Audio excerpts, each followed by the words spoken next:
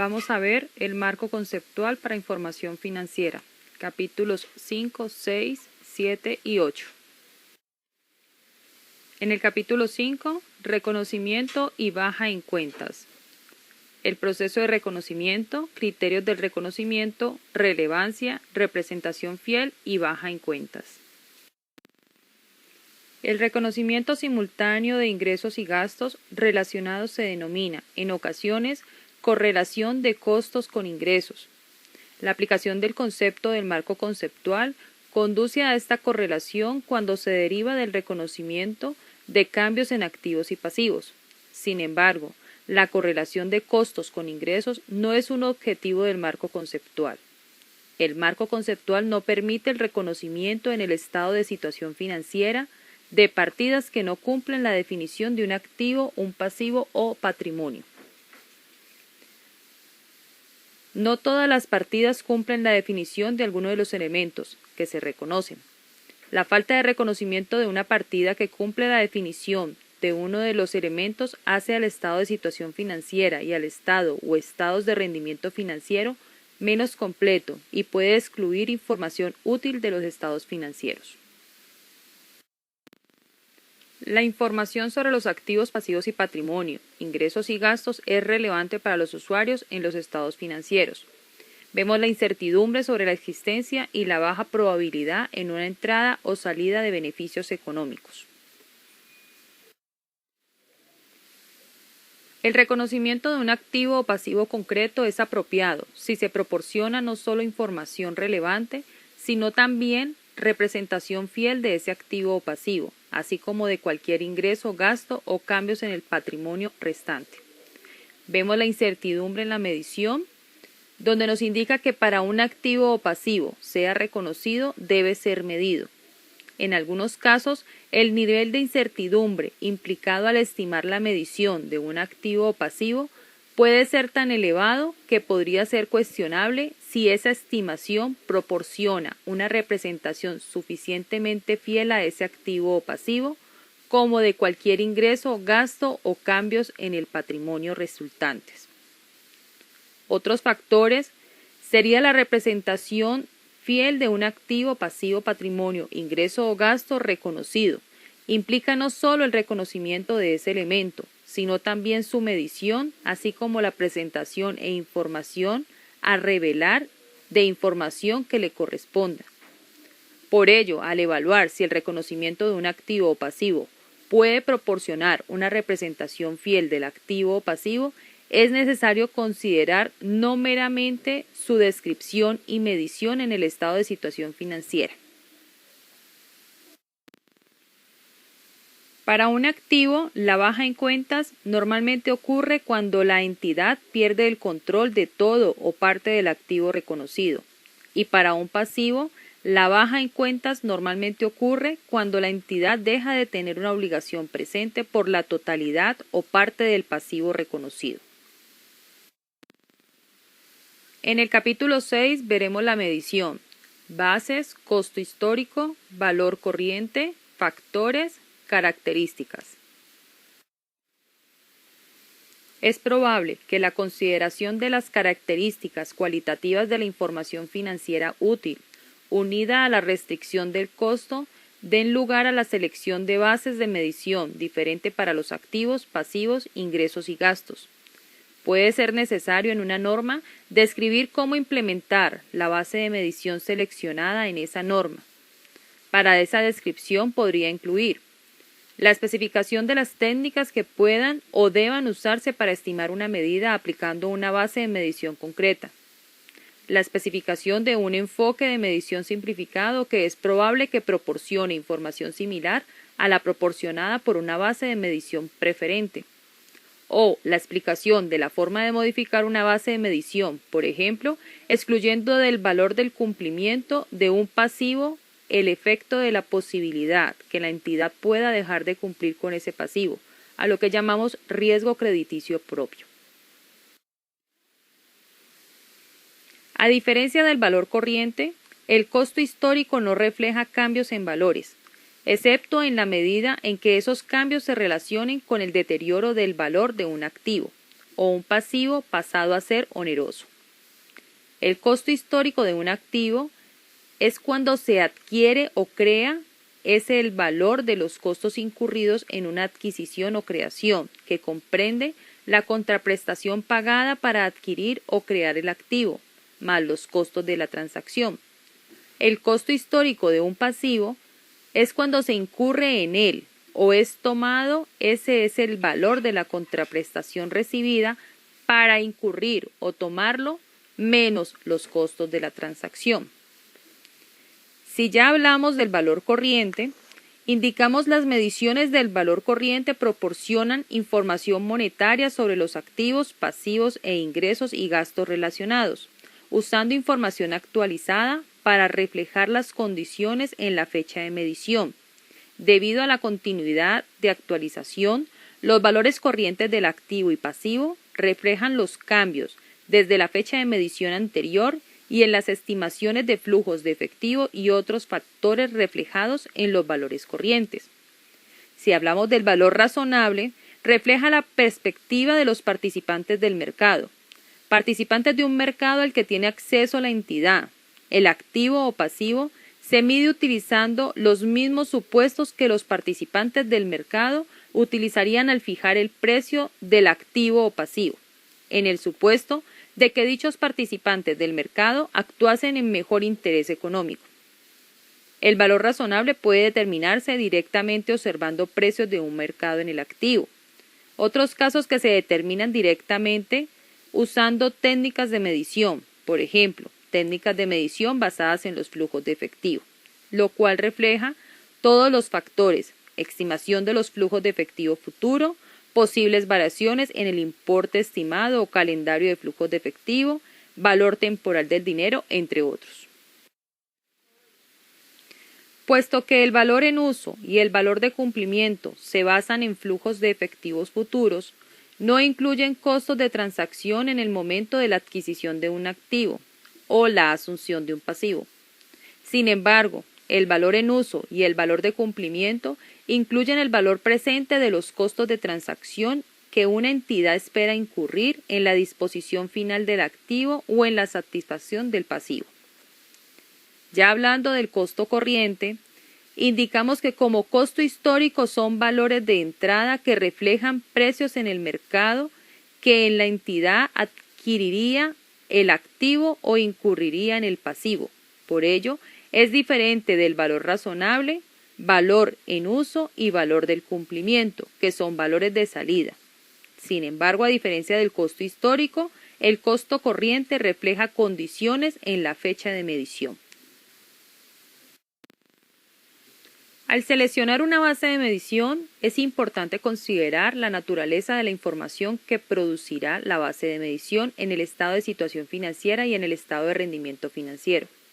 Por razones similares, la información sobre los intereses acumulados devengado, sobre activos y los incurridos por pasivos medidos a costo amortizado pueden tener valor predictivo y confirmatorio. En el valor corriente, los ingresos y gastos que reflejan las expectativas actuales de los participantes del mercado pueden tener valor predictivo, porque estos ingresos y gastos pueden usarse como datos de entrada al percibir ingresos y gastos futuros. Estos ingresos y gastos pueden ayudar también en una evaluación de la eficiencia y eficacia con que la gestión de la entidad ha descargado sus responsabilidades sobre el uso de los recursos económicos de la entidad. Si hablamos del valor en uso, valor de cumplimiento, estaríamos indicando que el valor en uso proporciona información sobre el valor presente de los flujos de efectivo estimados por el uso de un activo y su disposición final. Esta información puede tener valor predictivo porque puede usarse al evaluar las perspectivas de las entradas de efectivo futuro. El valor de cumplimiento proporciona información sobre el valor presente de los flujos de efectivo necesarios estimados para satisfacer un pasivo. Por ello, el valor de cumplimiento puede tener el valor predictivo, concretamente, informa que el pasivo se satisfará, en lugar de transferirse o liquidarse mediante una negociación. Si hablamos del costo corriente, al igual que el costo histórico, el costo corriente proporciona información sobre el costo de un activo consumido o sobre un ingreso por la satisfacción de los pasivos. Esa información puede utilizarse para determinar las márgenes corrientes y puede usarse como un dato de entrada al percibir márgenes futuros. A diferencia del costo histórico, el costo corriente refleja los precios predominantes en el momento del consumo o cumplimiento. Cuando los cambios de precios son significativos, los márgenes basados en el costo corriente pueden ser más útiles para predecir márgenes futuros que los basados en el costo histórico. Al seleccionar una base de medición para un activo o pasivo y para los ingresos y gastos relacionados, es necesario considerar la naturaleza de la información que producirá la base de medición en el estado de situación financiera y en el estado de rendimiento financiero. En la mayoría de los casos, ningún factor determinará qué base de medición debe seleccionarse. La importancia relativa de cada factor dependerá de los hechos y circunstancias. Si hablamos de la relevancia, diríamos que la información proporcionada por una base de medición para un activo o pasivo y para los ingresos y los gastos relacionados se ve afectado por las características del activo o pasivo, la forma en que el activo o pasivo contribuye a los flujos de efectivo futuro. Si hablamos de las características del activo o pasivo, diríamos que la relevancia de la información proporcionada por una base de medición depende parcialmente de las características del activo o pasivo, en concreto, la variabilidad de los flujos de efectivo y sí del valor activo o del pasivo sensible a factores del mercado u otros riesgos. Si hablamos en la aportación de flujos de efectivo futuro, diríamos que algunos recursos económicos producen flujos de efectivo directamente. En otros casos, los recursos económicos se usan en combinación para producir flujos de efectivo de forma indirecta. La forma en que se usan los recursos económicos y por ello cómo producen flujos de efectivo, los activos y pasivos dependen de la naturaleza de las actividades del negocio realizadas por la entidad. Las características cualitativas de mejora de la oportunidad no tienen implicaciones específicas para la medición. Por consiguiente, el uso de las mismas bases de medición para los mismos elementos, ya sea de un periodo a otro dentro de una entidad que informa o de un solo periodo entre entidades, puede ayudar a hacer los estados financieros más comparables. Si hablamos del costo histórico, en muchas situaciones es más simple y por ello menos costoso medir el costo histórico que el valor corriente. Además, las medidas determinadas aplicando la base de medición del costo histórico son generalmente bien comprendidas y en muchos casos verificables. Si hablamos del valor corriente, puesto que el valor razonable se determina desde la perspectiva de los participantes del mercado, no desde la perspectiva específica de una entidad, y es independiente de cuándo se adquirió el activo o se incurrió en el pasivo.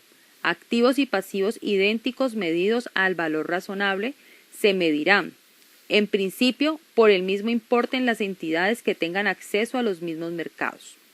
Esto puede mejorar la comparabilidad de un periodo a otro para una entidad que informa o en un solo periodo entre entidades. Cuando una entidad adquiere un activo o incurre en un pasivo, a cambio de transferir otro activo o pasivo como resultado de una transacción en condiciones de mercado, la medida inicial del activo adquirido o el pasivo incurrido determina si cualquier ingreso o gasto surge de la transacción. Cuando un activo o pasivo se mide al costo, no surge ningún ingreso o gasto que el reconocimiento inicial, a menos que los ingresos o gastos procedan de la baja en cuentas del activo o pasivo transferido, o bien que el activo esté deteriorado o el pasivo sea oneroso. Los activos pueden adquirirse o los pasivos pueden incurrirse como resultado de un suceso que sea una transacción en condiciones de mercado. Por ejemplo, El precio de transacción puede verse afectado por las relaciones entre las partes o por problemas financieros u forma de presión de una de las partes. Un activo puede concederse a la entidad sin costo por un gobierno o haber sido donado a la entidad por un tercero. Un pasivo puede imponerse por legislación o regulación, o un pasivo para ganar una compensación o una penalización que puede surgir de una actuación irregular. En estos casos, la medición del activo adquirido o del pasivo incurrido a su costo histórico no puede proporcionar una representación fiel de los activos y pasivos de la entidad y de cualquier ingreso o gasto que surja en la transacción u otro suceso.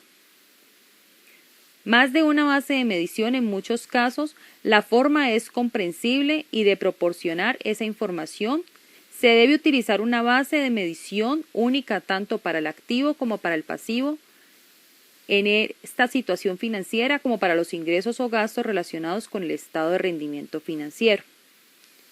Proporcionar una de las notas de información adicional aplicando una base de medición diferente.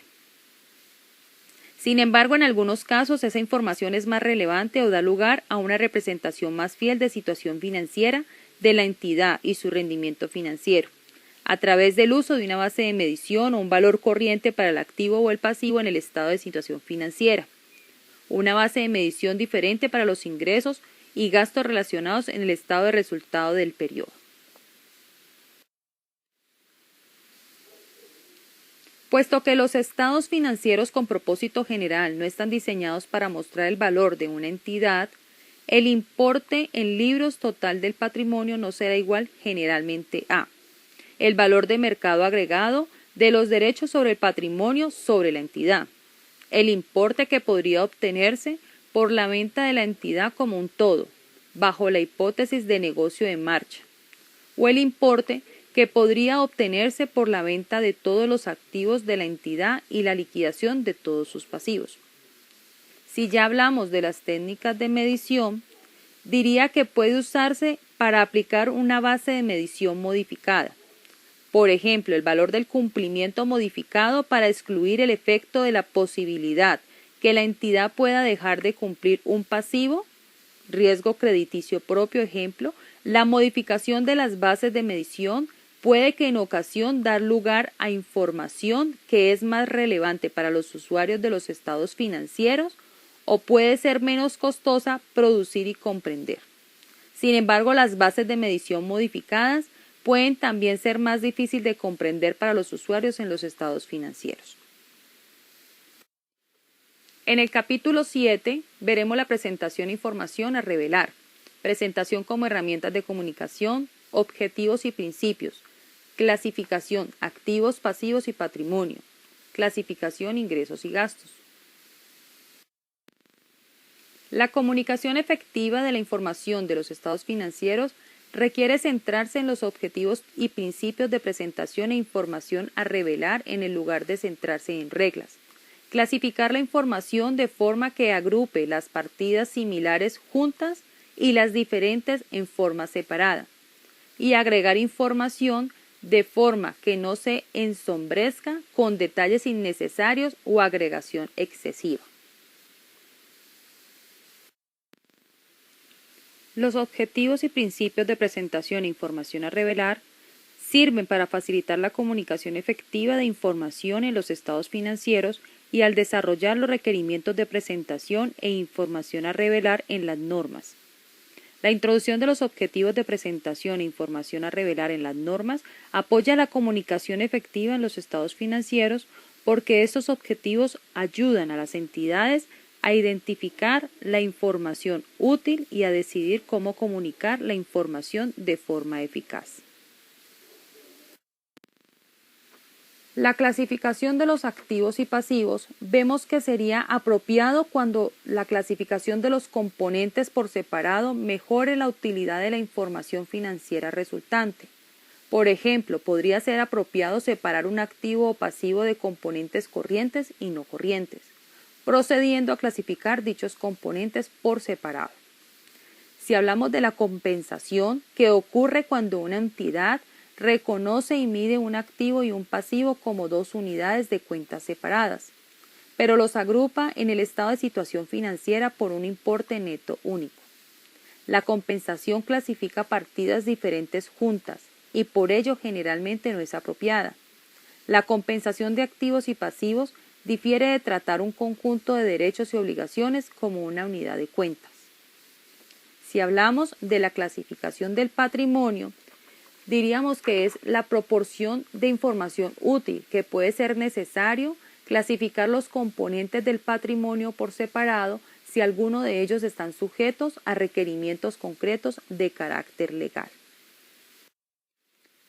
Si hablamos de la clasificación de ingresos y gastos, diríamos que es apropiado en tal caso clasificar los componentes por separado.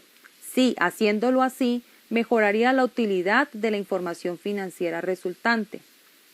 Si hablamos del estado de resultados del periodo y otro resultado integral, diríamos que el estado de resultado es la principal fuente de información sobre el rendimiento financiero de una entidad para el periodo sobre el que se informa. Ese estado contiene un total o subtotal del resultado del periodo que ofrece una representación muy resumida del rendimiento financiero de la entidad para el periodo.